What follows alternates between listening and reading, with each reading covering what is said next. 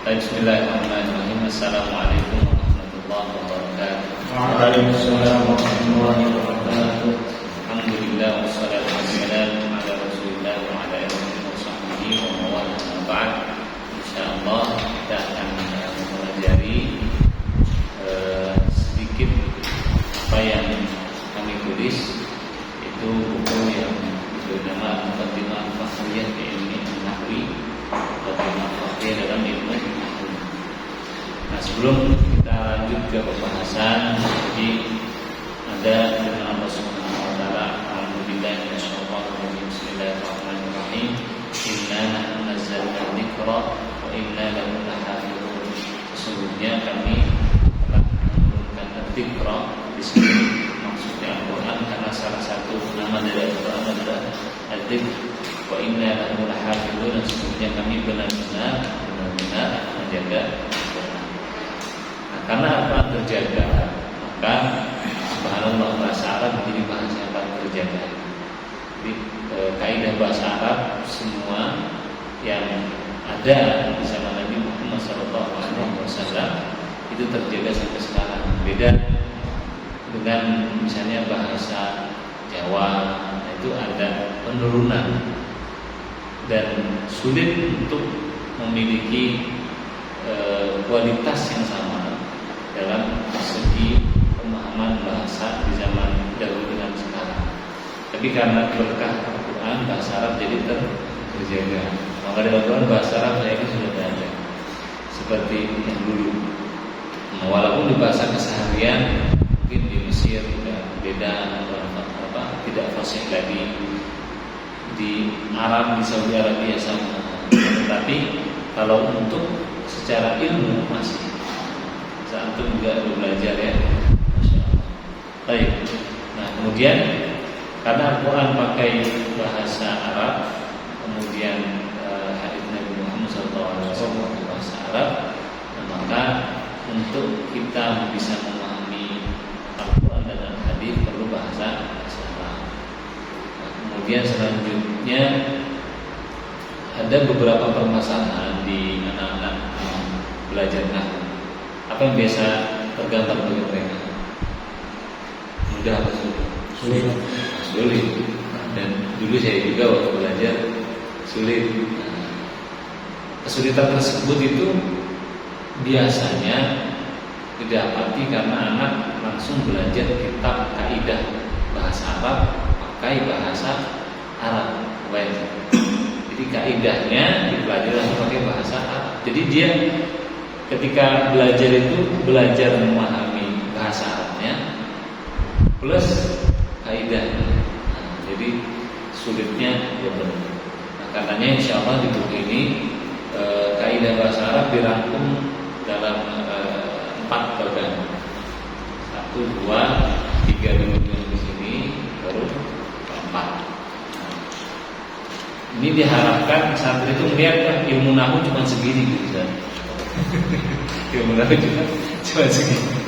Insyaallah. Cuma ada di badan ini. Baik. Nah, kemudian di buku ini juga pembahasannya tidak akan mendetail.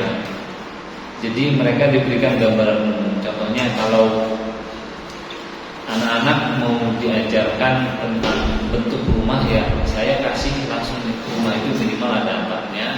Ini loh, dari jauh ada jendelanya, ada pintunya, gitu.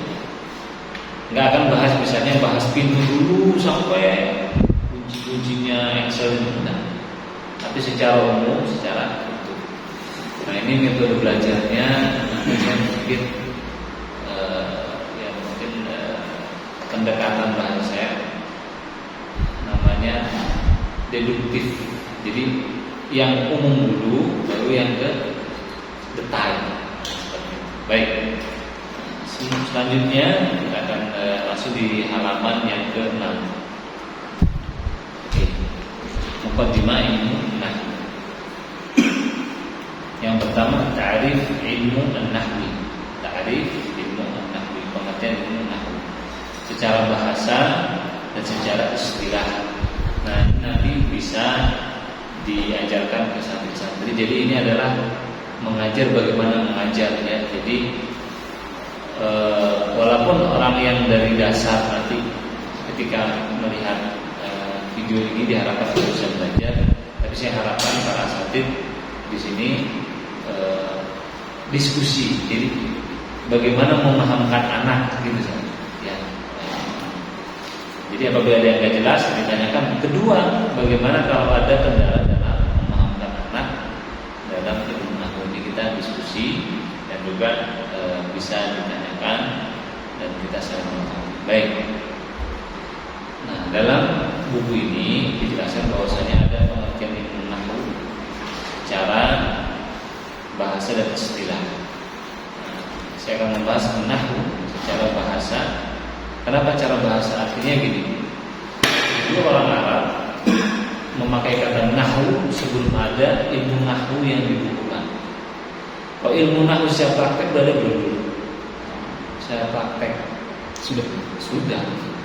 Kayak ilmu tajwid sudah ada belum? Sudah. Secara praktek sudah. Fasih. Kemudian habis itu banyak yang salah dalam mengucapkan Al-Quran. Perlu ditulis kaidahnya. Karena begini, kalau menulis ilmu nahwu para ulama misalnya sok dirasakan. Nah, ilmu nahwu sama. Baik, artinya duluan bahasa Arab sebelum ilmu nahwu. Sebelum ada ilmu nahwu yang disusun rapi, maka kata nahwu itu dalam bahasa Arab artinya jihad. Artinya jihad, arah atau syib. Misalnya nahawtu nahwa al-gharb, saya pergi ke arah barat. Atau syibr yang artinya apa? Mirip.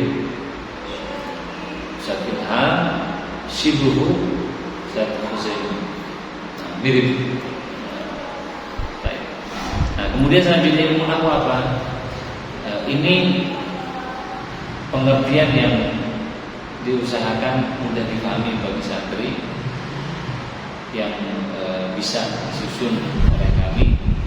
Di sini kami beri penjelasan. Ilmu nahwu adalah ilmu tentang kaidah yang dengannya diketahui hukum-hukum akhir kata dalam bahasa Arab. Jadi ilmu mengetahui akhir kata dalam bahasa Arab. Nanti ada ilmu sharf. Ilmu sharf itu bentuk kata. Ja'a Zaidun, ra'aitu Zaidan, marartu bi Zaidin. Anak-anak diajarkan bahwasanya akhir kata dalam bahasa Arab itu bisa berubah beda dengan bahasa Indonesia. Baik.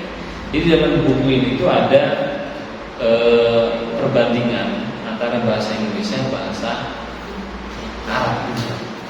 Jadi jelaskan itu bahasa Indonesia begini loh, bahasa Arab begini loh. Nah, sehingga kaidahnya itu mudah. Ketika tersusun dalam satu kalimat, karena yang namanya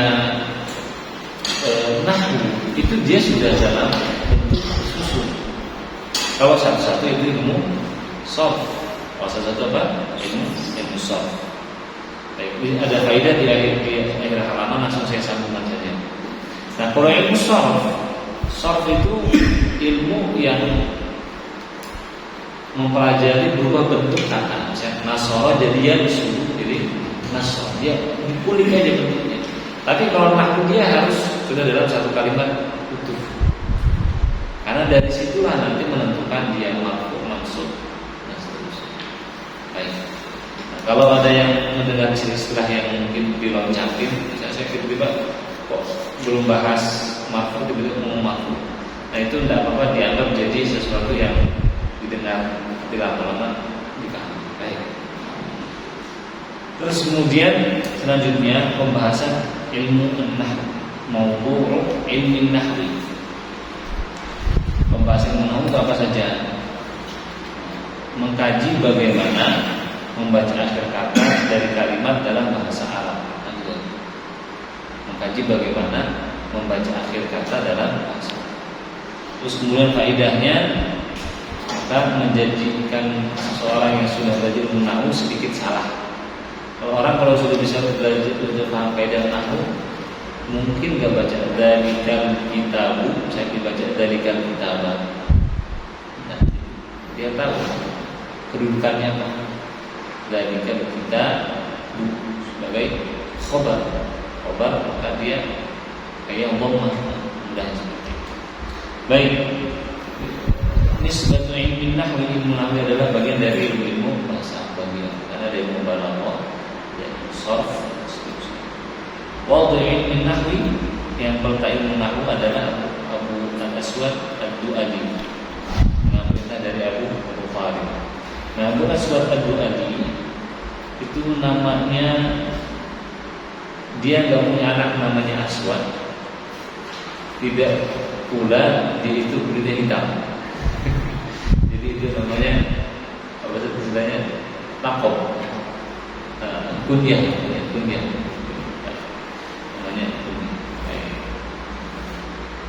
Ada. Nah, Abu Aswad Ad-Du'ali ini diperintahkan oleh Ali bin Abi Thalib suruh menulis kaidah ilmu nahwu. Karena dulunya ya orang Arab ngomong benar, tapi beliau masih menolak hingga sampai mendengar ada seseorang membaca adzan minallahi wa rasulihi ila an-nasi yaumal hajjil akbar anna Allah bari'un minal musyrikin wa rasulihi, atafnya kepada musyrikin. Jadi Allah berlepas diri karena banyak salah dari orang musyrik dan rasulnya. Berdiri disebutnya. Bagaimana Allah berlepas diri dari orang, dari Rasulullah SAW? Jadi menulis. Setelah itu beliau mau menulis mulai menulis kaidah-kaidah fa'il, maf'ul, mudhari dan seterusnya. Dan memanggil supaya ada orang yang pintar menulis ngomong gitu. Kalau menurut saya dibuka, taruh titiknya di atas fathah. Dulu sebelum fathah ini titik. Misalnya A itu di atas. Kalau di bawah I misalnya titiknya di bawah. Kalau dhammah titiknya di depan. Kalau ada dengung artinya ada tanwin, maka titiknya di bawah. Boleh berkembang jadi seperti yang sekarang. Coba itu karena apa? Karena Al-Quran. Jadi semalam bahasa Arab, karena Al-Quran dijaga, maka insyaallah kita dekat sama Allah, insyaallah dijaga. Amin ya rabbal alamin. Baik. Kemudian hukum syari'i fi ta'allum ilmi nahwi, hukum syariat dalam mempelajari ilmu nahwu. Ini adalah fardu kifayah, bukan fardu ain. Nah, tapi kalau ada seseorang takdirnya dia menjadi seseorang yang mulai belajar itu agama, kemudian di desanya atau di tempat yang nggak ada yang belajar ilmu agama, dan dia diberi jalan oleh Allah ilmu agama, maka jadi fardu ain. Ya? Karena dia saja yang bisa dapat kesempatan untuk belajar. Nah, baik. Nah, karenanya kalau kita ditakdirkan dari keluarga yang memberi jalan untuk belajar ilmu agama, maka sungguh Syekh Yusri Jabar mengatakan haitsu aqamatullah, berdirilah di mana Allah menempatkan kamu. Itu yang dipegang saya. Jadi kalau Allah mudahkan kita di suatu bidang, kita bisa belajarnya mudah, terus Allah kasih jalan, di situ kita Allah kasih rezeki, maka sungguh-sungguh ya. Nyoba beberapa hal profesi boleh, tapi lihat mana yang utama. Karena kita bukan seseorang yang hebat dalam segala hal kita. Fungsi kekhilafahan itu kolektif. Maka ada yang sipil, ada yang politik dan sebagainya. Karenanya ketika seseorang diberi oleh Allah ruang untuk belajar agama, maka jadi fardu ain belajar ilmu. Nah, mana dia bisa belajar agama. Nah, kemudian kalau sudah nanti bisa ilmu nahwu, maka harus banyak latihan baca buku-buku yang berbahasa Arab. Karena walaupun kuliahnya misalnya pakai bahasa Indonesia, walaupun kampusnya buku-buku belajar baca pakai bahasa Arab. Karena ilmu nahwu itu teori, perlu praktek kan. Ada orang belajar cara berenang begini, tapi dia nggak pernah nyemplung ke air, bisa nggak ada yang berenang? Enggak. Dicemplung itu dia berkembang begini-begini, nggak jalan. Jadi habis nanti belajar nahwu, ya santri disuruh lapangkan nantinya. Ya, yang penting apa? Praktek. Langsung bisa enggak? Enggak. Ini kaidahnya, emang kaidahnya bisa langsung tersusun dengan cepat di sini. Kalau prosesor komputer dimasukin ininya langsung. Nah, selanjutnya sebelum dilanjutkan yang mau ditanyakan silakan. Mungkin bukan hanya dari paham atau enggaknya, tapi apabila ada kendala dalam mengajarkan anak dari sisi muqaddimah tadi. Aman ya? Jadi yang penting itu mengajarkan santri bedanya ilmu nahwu sama ilmu sharaf. Nah, itu dikasih gambaran itu. Baik. Selanjutnya di halaman yang ke-7 kalimat. Jadi ilmu nahwu itu dia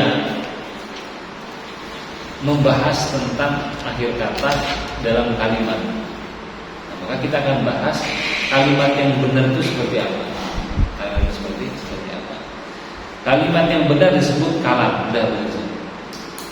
Biar mudah saya kasih dulu kalimat benar sebut kalam. Ilmu nahwu membahas perubahan akhir kata yang berbahasa Arab dalam kalimat yang benar. Ilmu nahwu membahas perubahan akhir kata bahasa Arab. Berbahasa Arab itu di bahasa Arab sebenarnya bisa dihapus dalam kalimat yang benar. Kalimat yang benar dalam ilmu nahwu disebut kalam. Apa syarat kalimat yang benar atau kalam? Berkata Ibnu Ajurrum, syarat kalam adalah al-lafdzul murakkabul mufidu bil wad'i. Jadi sebenarnya ini ringkasan Ajurrumiyah, Ajurrumiyah. Cuman dibuat lebih mudah dipahami dengan bahasa Indonesia. Jadi nanti kalau sudah belajar ini anak disuruh belajar Ajurrumiyah. Seperti itu tahapannya. Baik. Nah, selanjutnya kita bahas al-lafzu adalah berbentuk suara. Jadi kalimatnya itu harus berbentuk suara dari salah satu huruf hijaiyah seperti dzahaba Zaidun ila masjid, maka harus lafal dengan isyarat. Kalau isyarat itu bukan ranahnya ilmu nahwu. Apa? Jelas. Skut kalau seterusnya isyarat. Baik.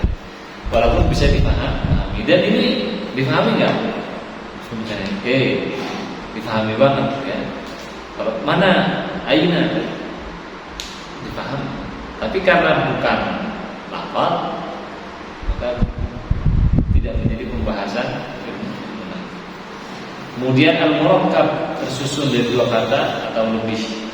Karena begini, kalimat itu minimal dua. Dalam bahasa Indonesia begitu. Subjek, predikat. Zaidun qa'imun. Zaidun qa'imun. Tapi kalau misalnya bahas cuma satu kata saja, Zaidun, itu kalimat. Jadi minimal itu murakkab harus dua. Kalau misalnya ada kata man fil masjid, tiba-tiba ada orang jawab Zaidun, maka sebenarnya ada yang mustatir, yang disembunyikan. Man fil masjid Zaidun, Zaidun fil masjid. Sebenarnya seperti itu. Kemudian al-mufidu yang berfaedah. Maka kata idza jaa Zaidun yang artinya apabila datang apabila datang Zaid bukan kalam, karena tidak berdatangan mana yang lengkap. Dalam bahasa Indonesia juga begitu. kalau datang Zaid, mesti orang kenapa? Nah, berarti kalau masih orang masih bertanya. Nah, kata berfaedah ini bisa dikasih contoh yang banyak. Misalnya ada seseorang lagi diem, dia ngomong Zaid, berbeda satu kata enggak. Nah, gitu ya. Jadi silakan berkreasi memahamkan maksud dari berfaedah. Kemudian kalimat tersebut diletakkan oleh orang Arab bil wad'i untuk mewakili suatu makna. Itu arti dari bil wad'i. Apabila seseorang mengatakan Zaid pergi ke masjid, nah itu sempurna dalam bahasa Indonesia, tapi bukan disebut kalam. Karena kalam adalah kalimat yang benar dalam bahasa Arab disebut. Baik. Kalau misalnya idza jaa Zaidun, dia murokkab, dia lafaz, tapi dia tidak berfaedah. Zaid pergi ke pasar, dia lafaz, dia murokkab, dia berfaedah, tapi tidak diletakkan oleh orang Arab. Baik. Nah, selanjutnya ada faedah di sini. Ada istilah bahasa Indonesia, ada istilah nahwu. Ini harus dipahami. Ada kata al-kalimah, bahasa Indonesianya kata. Kalau kalim, kata-kata, jawab dari kalimat. Kalau jumlah itu kalimat. Kalau al-kalam, kalimat berfaedah.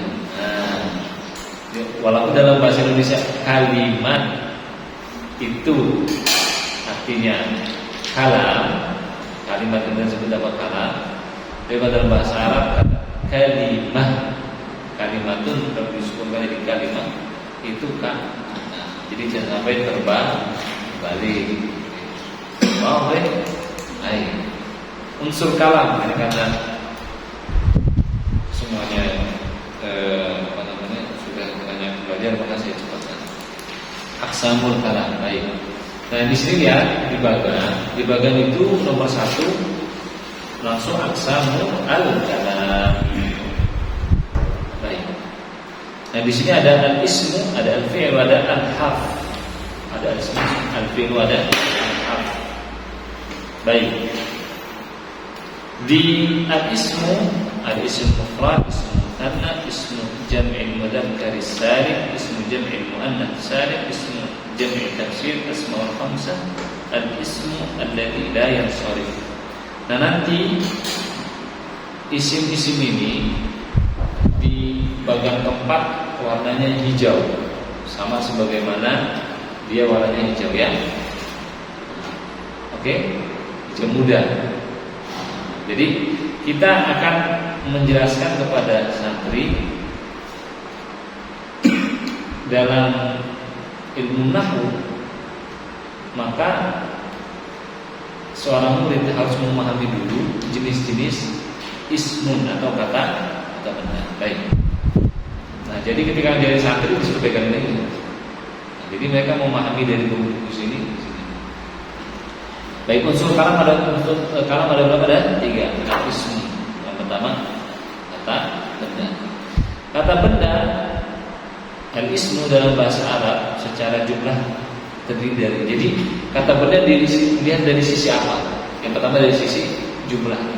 Kalau dia ismu mufrad, maka itu adalah untuk nama yang kata yang tunggal. Misalnya di sini saya belum kasih contoh ya. Contohnya di bawah muslimun di halaman belakang. Contohnya apa? Muslim. Kemudian ismu mutsanna menunjukkan dua. Muslimani dalam bahasa Arab ada alifnya. Ciri-cirinya apa? Tambah alif. Kalau dalam bahasa Indonesia 2 muslim. Kalau dalam bahasa Arab cukup muslimani. Nah, ini anak-anak harus diulang. Muslimani, olamani itu diulang. Baik. Kemudian selanjutnya ismu al-jama', kata jamak. Jadi dari ada jamak itu ada 3, jamak mudzakkar as-salim, jamak muannats salim dengan jamak taksir. Nah, maka jelaskannya pakai bagan, langsung bagaimana suruh dilihat. Dalam bahasa Arab, ismun itu jamaknya dia milih. Dia apakah jamaknya bentuknya mudzakkar salim atau muannas salim atau jamak at-taksir. Baik. Mulai dijelaskan jamak mudzakkar salim maka jamak laki-laki yang tidak berubah dari bentuk mufradnya. Kemudian jamak muannas salim adalah jamak perempuan yang tidak berubah dari bentuk mufradnya. Jadi beda mudzakkar sama muannas, laki sama perempuan. Salim itu tidak berubah dari bentuk mufradnya. Jamak taksir berubah dari bentuk mufradnya. Contohnya qalamun menjadi aqlamun. Qaf lam mim tiba-tiba ada hamzah, berubah enggak? Berubah. Kemudian setelah lam ada alif. Bisa lihat di sini dijelaskan kepada anak muslimun. Semuanya muslimani, jamak mudzakkar salimnya muslimuna. Ada enggak jamak muannas salimnya? Enggak ada. Jamak taksirnya enggak ada. Muslimatun, muslimatani, muslimatun, ya. Muslimatun, muslimatani. Kemudian muslimah, muslimatun. Nah, di sini bentuk mufradnya apa? Muslimnya aja maksudnya. Oke, muslimnya. Habis lihat muslim berubah enggak? Enggak. Habis itu tambah alif sama ta. Jadi bukan kata muslimatun habis itu tambah alif, setelahnya tambah ta lagi enggak. Pahamkan anak-anak supaya sesuai dengan pengertiannya di muslimnya tidak berubah. Qalamun qalamani aqlamun. Nah, berubah enggak? Berubah. Tadinya dia qaf, awalnya qaf jadi hamzah. Babun baban jadi abwab. Kemudian bisa lagi zaidun zaidani zaiduna maktabatun maktabatani maktabat. Ini kemudian ajak anak-anak lagi untuk memahami. Berarti di sini ismul mufrad musamma mutan ismul mutanna itu jamak mudzakkar salim, jamak muannas salim, jamak taksir sudah selesai. Kemudian ada hal yang memang perlu dipahami juga. Kata benda secara dalam bahasa Arab secara laki-laki atau perempuan dibagi dua. Ada ismul muannas, ismul muannas, ismul mudzakkar. Baik. Jelaskan ke santri bahwasannya dalam bahasa Arab itu dibedakan semuanya apakah dia mudzakkar atau muannas. Nah, ini kata orang Arab ya, dia mudzakkar laki, maktabun. Nah, kursi apa? Kursi mudzakkar laki dia. Nah, saking orang Arab membedakan laki sama perempuan. Ini ceritanya dari Syekh saya. Ada orang dari kota bawa ke kampung Baduy dia bawa motor. Jalan kan, standar mati. Kerubun itu pada bawah. Ada mudzakkar muannas. Saking ngomong, ya pokoknya segala sesuatu ada mudzakkar ada. Nah, seperti itu. Jadi nada nafidatun, babun dan seterusnya. Baik.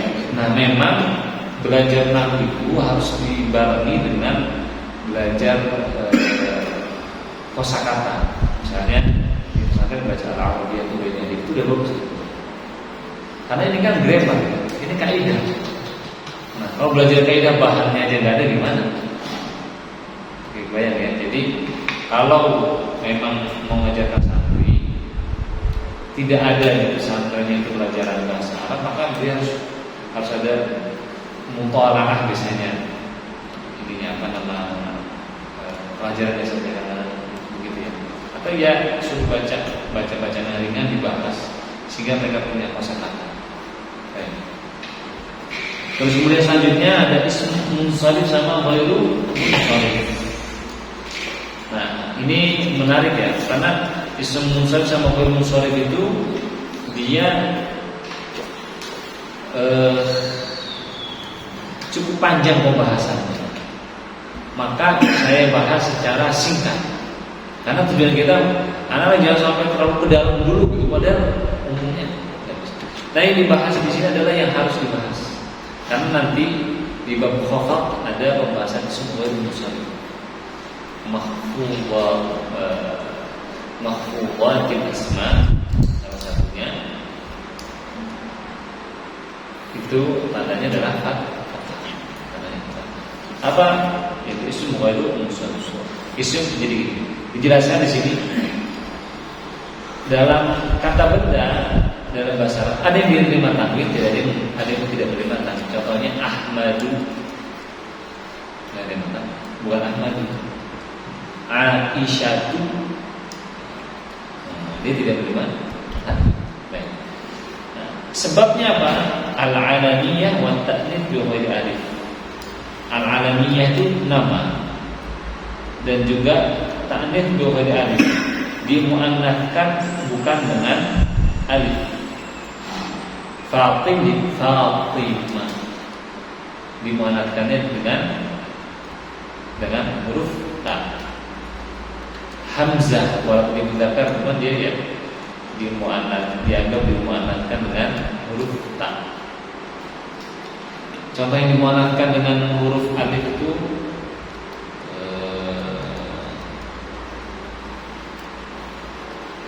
hubla bantu saya.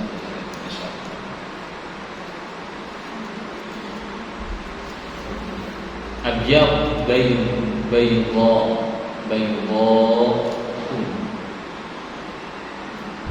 apa lagi?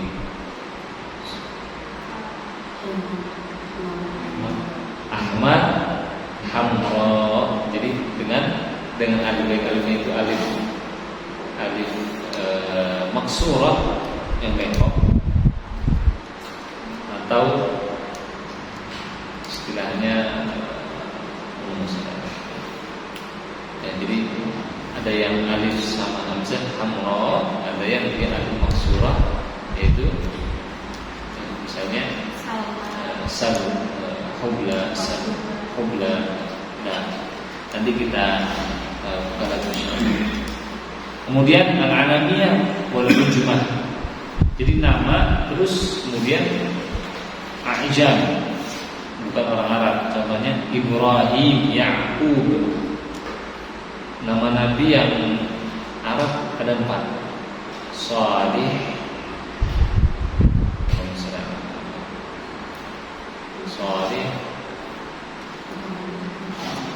Muhammad, dua saya lupa. Nanti kita lihat. Nah, ini ada 4 ya. Ibrahim itu Aisyah, Ya'qub Aisyah. Baik. Al-alamiyah wa ziyadatul alif wa nun. Nama dan tambahan alif dan Uthman, Qahtan. Al-alamiyah ma'a ziyadati waznil fi'linya, harakatnya ziyadatiyah. Ja'a Ahmadu, ja'a Yazidu. Ahmad kan dari kata Ahmadu, apa Ahmadu? Ahmadu.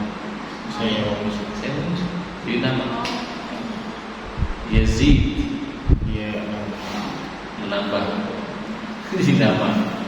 Ya udah, jadi dia nggak menerima tanwin. Nah, itu kaidah orang. Baik. Kemudian selanjutnya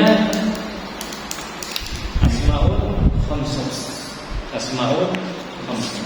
Nggak ada ini ya, nggak ada. Nanti besok kalau bawa spidol sama ini, tulis di sini kalau dibutuhkan. Baik. Asmaul Khamsah. Saya terangkan yang bisa begitu. Ada 5 isim yang dia beda dari isim yang lain. Contohnya kalau qalamun sama kaf jadi qalamun kaf. Tapi ini abun sama kaf jadi abuka. Ada waw gitu. Kok bisa saja begitu orang Arab? Cara melafalkan apabila ada kata kad ketemu kaf. Ketemu isim dhamir muttasil. Baik.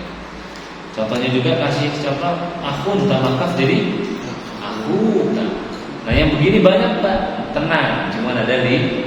Gitu aja kan. Ya, hafalin aja. Karena cuma 5.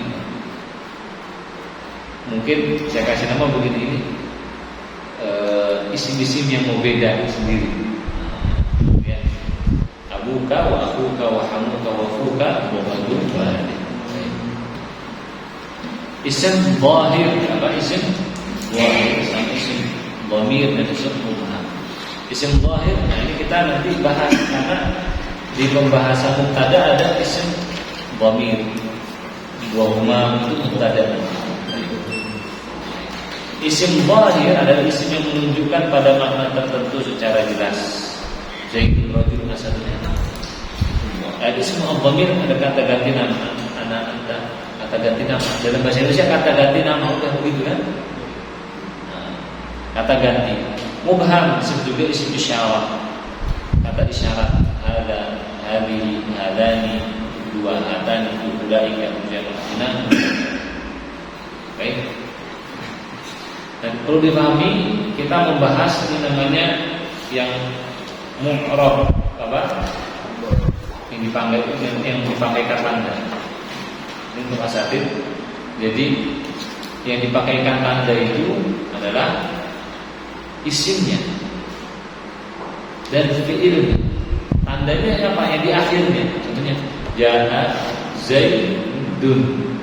Zaidnya itu mu'rab. Ini pakai tandanya. Tandanya apa? Ya, perubahan tersebut banyak ya. Nah, kita memahamkan anak istilah-istilah ilmu sharaf sebetulnya. Betul enggak? Isim mufrad itu sharaf loh. Isim muthanna sharaf. Istilah itu sharaf. Karena satu bahasa, karena tidak bisa dipisahkan dari ilmu as-sharf.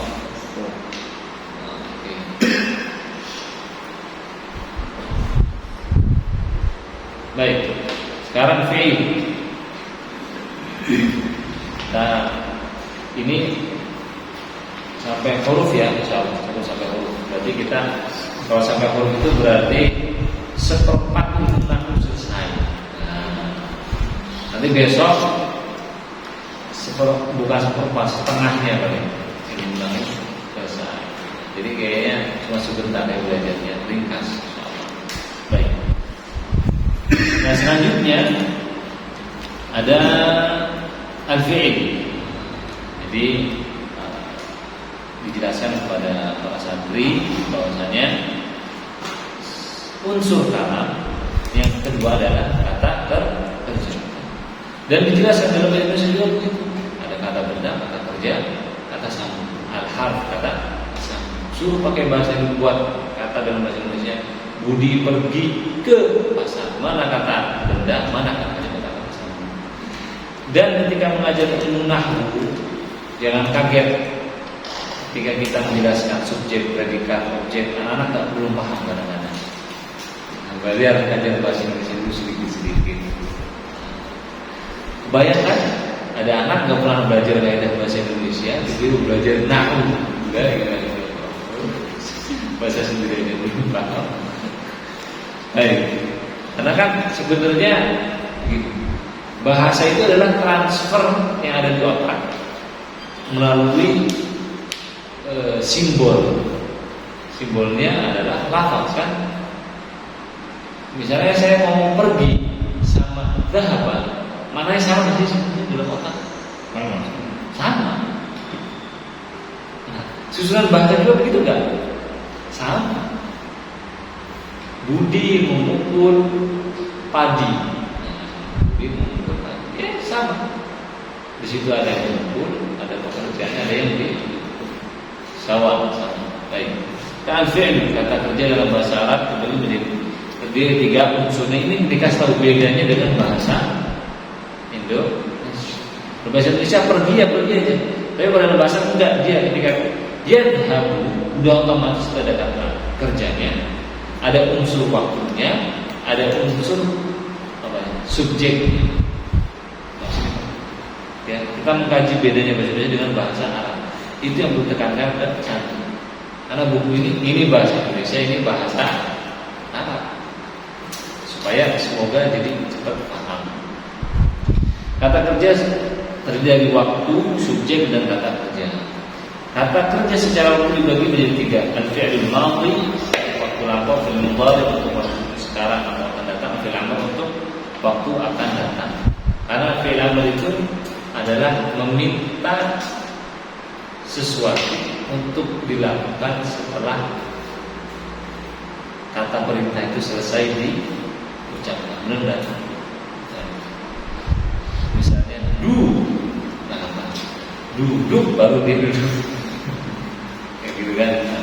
Makanya fi'il amr itu mesti mustaqbal. Baik, jangan tuh udah punya bahasa kolbu. Maka bahasa kolbu pun setelah kolbunya selesai ngomong baru. Baik. Nah, kemudian di sini ada bagan. Baik, lihat warnanya itu di sini bermakna ya. Warnanya bermakna sebagaimana di sini ada warna bermakna supaya dimudahkan. Baik. Yang pertama dijelaskan isim dhamir munfasil, dan ini dihafalkan ngambil waktu cukup lama, enggak apa-apa. Menghafalin bahwa mauna antuma antuna ana. Nah, ini isim dhamir munfasil, yaitu isim kata ganti yang dia pisah, munfasil. Seperti terang aja, dia, kamu, saya, itu di awal, mesti di awal. Al-fi'l ada yang bilang fi'l madhi. Dikasih tahu ada fi'l madhi yang warna coklat, fi'il mudhari yang hijau, fi'il amr yang warna ungu. Baik. Fi'il amr, fi'il madhi beda dengan fi'il mudhari. Kalau fi'il mudhari ada harful mudhara'ahnya, yaitu kata anaitu. Kalau fi'il mudhari langsung aja dikatakan nasara, nasasu dihafalin. Nasarat, nasarata, nasarna. Bentuk nasaranya itu sudah dipahami, dia madhi lampau sudah. Paham sah, beda kok bisa tahu ya? Bedanya kalau dia mudhari akan datang, dia ada huruf di depannya, huruf mudhari itu anai itu hamzah, nun, ya sama ta. Di sini ada yang suruh, berarti ada ya-nya itu, berarti mudhari. Madhi enggak ada ya-nya, berarti dia madhi. Ya. Dijelaskan bahwasanya di situ ada unsur kata kerjanya, ya nasara. Ada kata nasara. Terus kemudian ada unsur apanya? Subjek. Unsur subjek. Kita belum pakai bahasa istilah fa'il. Dulu subjek. Subjek itu adalah pelaku. Tes dulu anak-anaknya, paham enggak subjek predikat sama objek? Kalau belum, jelasin dulu. Budi memukul meja. Kalau belum jelas, percuma kan jelasin fa'il, maf'ul, wal fi'il. Kalau anak enggak paham subjek, objek, predikat, jelasin dulu subjek, objek, predikat. Sini apa? Nasara mana fa'ilnya? Dia tersembunyi. Kalau tersembunyi maka yang dikira-kira apa? Adalah huwa. Setelahnya adalah ada alif, ada waw, dan saya kasih warna ungu. Waw deh. Udah kasih warna ungu, dipisahin setelahnya. Nah, kalau anak-anak nggak paham dari dalam. Dulu lihat lagi. Nah, terus fi'il mudhari di situ ciri-cirinya apa? Ada huruf anai, huruf mudhari. Terus kemudian dibahas juga ada isim dhamir muttasilnya, subjeknya itu bersambung. Nah, yang mustatir di sini apa saja yang tersembunyi? Yang tersembunyi di sini adalah yang yansuru, tansuru, ansuru, nansuru. Yang fi'il madhi lupa saya kuningin, harusnya ada warna kuning itu. Yang nasara, nasarat saja. Ada lagi enggak yang dia mustatir?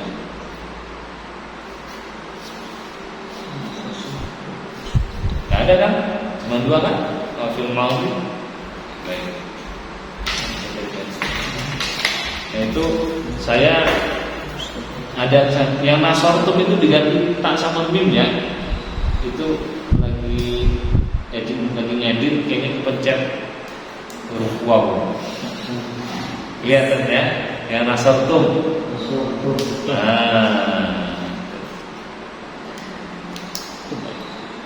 Itulah manusia ya, ada aja salahnya. Kalau menunggu sampai itu benar semua nggak cetak-cetak.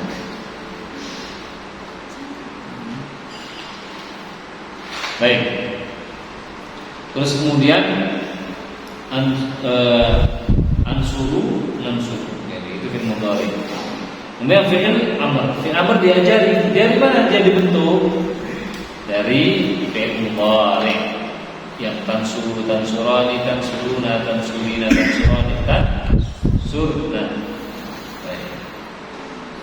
Maka dikasih tahu caranya. Huruf mudhari'ahnya dibuang. Terus kalau yang tidak ada nun di akhirnya tambahan maka disebut, yang ada nunnya dihilangkan. Terus kemudian ya huruf ketiganya ini kaidahnya. Ini boleh jadi tambah. Huruf ketiganya misalnya gini, ansuru atau tansuru. Huruf ketiganya apa? Sod. Oke. Huruf ketiganya apa? Sod. Itu dhammah, maka awalnya jadi dhammah, artinya Kalau dia huruf ketiganya fathah dan kasrah, maka awalnya jadi kasrah. Misalnya taftah, ketiganya apa fathah? Berarti ketika dibuang huruf mudhari'nya kasih alif, maka jadi iflah. Kalau huruf ketiganya kasrah, daraba yadrib, maka kasrah, dhamma, kasrah, fathah, kasrah.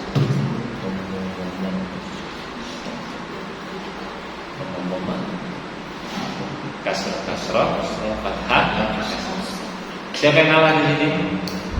Fathah. Dan mudah ya gitu. Siapa yang ngalah? Fathah. Baik.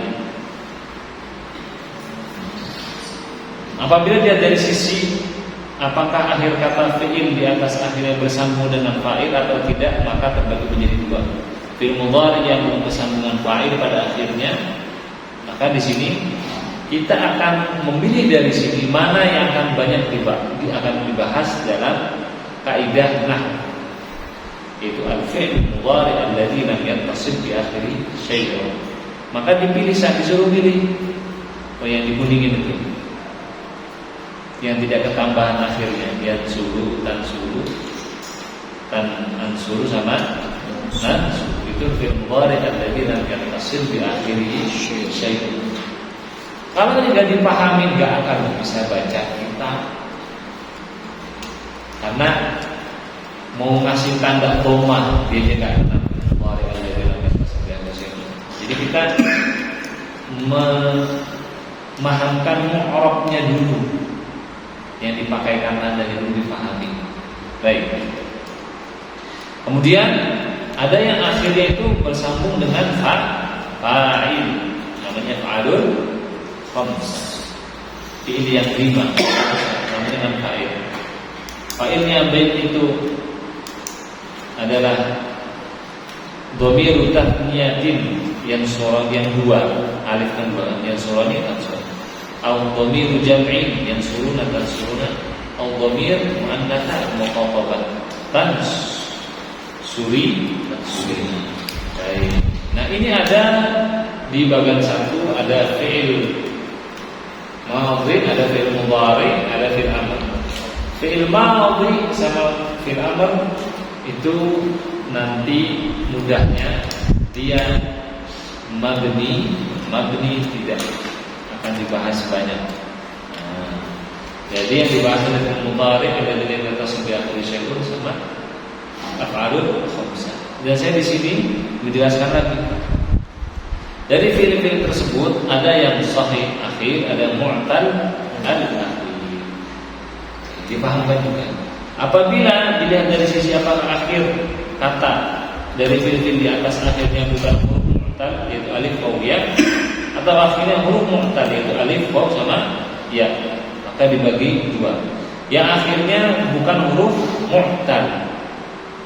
Mu'tal itu huruf sakit, maka di sini disebut fi'il mudhari as-sahih al-akhir. Akhirnya bukan alif, bukan waw, bukan ya.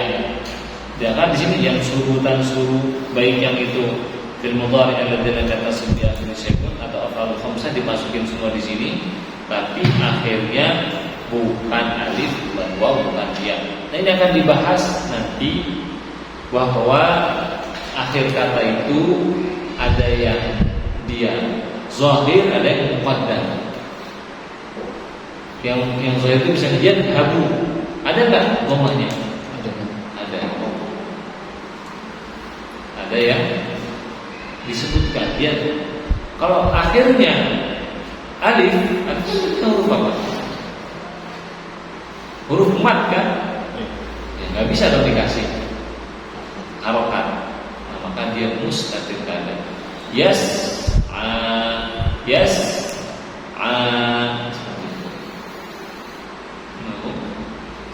yes, yes, tas'a dan seterusnya. Saya kasih contoh yang dia Anda tidak di atas bi akhir syai'un atau af'alul khamsah. Jadi fi'il mudhari ada di atas bi akhir syai'un, ada yang sahih, ada yang mu'tal. Al-af'alul khamsah yang sahih, ada yang mu'tal.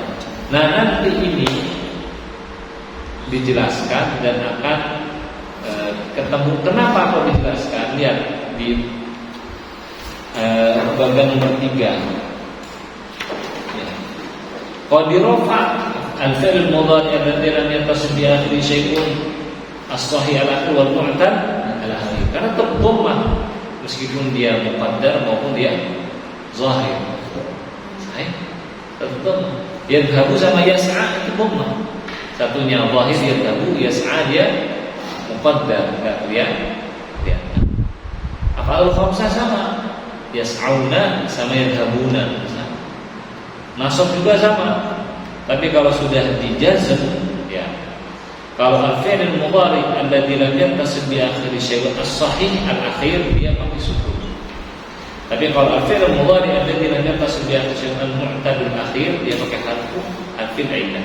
Nah, bagi yang ikut rekaman ini yang terlihat kocak-kocak kalau belum paham enggak apa-apa, karena saya lagi mengajar kepada guru biar cepat nyambungnya. Maksud saya kenapa menerangkan ini itu ada maksud di sini. Kalau di Jumiyah nggak dibedakan sama. Jadi disebutkan as-sahih al-fi'l mudhari alladzi lam yattasil bi akhir syai'un as-sahih wal mu'tal disebutkan kan. Nah, nanti biasanya murid agak bingung. Kenapa di rafa tidak bisa, tiba-tiba dijazm bisa. Oke. Yang menerangkan saya ini agak loncat.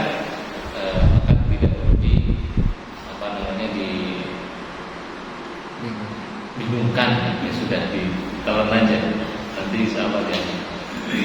Dan ini ngajarnya saya cepat, ngajarnya apa? Cepat. Nanti mungkin ada rekaman lagi saya ngajar murid pelan-pelan. Baik. Kemudian selanjutnya kata sambung. Baik, kata sambung. Kata sambung ya min ila ala di waruba wal ba wal kafu wal lam wa huruf qasami mulk sama mundu. Nah, ini nanti diterangkan ke anak, dikasih contoh, ada contohnya diterjemahkan dan silakan guru berkreasi. Jadi membuat contoh yang banyak. Jadi bahasa Arab ya cuma bahasa Indonesia. Bahasa Arab ada maknanya sama. Baik. Setelah itu, setelah kita membahas kalimat yang benar, unsur kalam, setelah membahas kalam dan aqsamul kalam, kita membahas tentang jenis kalam. Kalam terdiri dua bentuk, yaitu jumlah ismiyah sama jumlah fi'liyah. Jumlah ismiyah sama jumlah fi'liyah. Jadi orang Arab akan berusaha, kalau dia memulai kata, kadang dengan mulai dengan kata benda atau kata. Kalau dimulai dengan di halaman 10 ya, dengan kata benda awalnya, maka disebut jumlah ismiyah. Kalau dengan kata kerja yang kedua, yang B, disebut jumlah fi'liyah. Di sini ada Zaidun Zahibun ilal masjid. Zaid adalah orang yang pergi ke masjid. Bisa diganti dengan Zahaba Zaidun ilal masjid. Dengan simpel kasar jumlah ismiyah dan jumlah fi'liyah. Dikasih contoh pakai bahasa Arab, ya, bahasa suruh buat pakai bahasa Indonesia dulu, terus pakai bahasa Arab. Ini faedahnya terulang, ada kalimat kali jumlah al-kalam. Oke, cukup sampai sini insyaallah. Besok nanti kita belajar kata dalam bahasa Arab, kata dalam bahasa Arab. Yang tanyakan silakan. Mungkin ada kendala misalnya dalam kemungkinan kendala dalam menerangkan hal ini pada saat. Kita lebih filosofis lagi, kenapa ini di sini, kenapa ini di awal dan di akhir.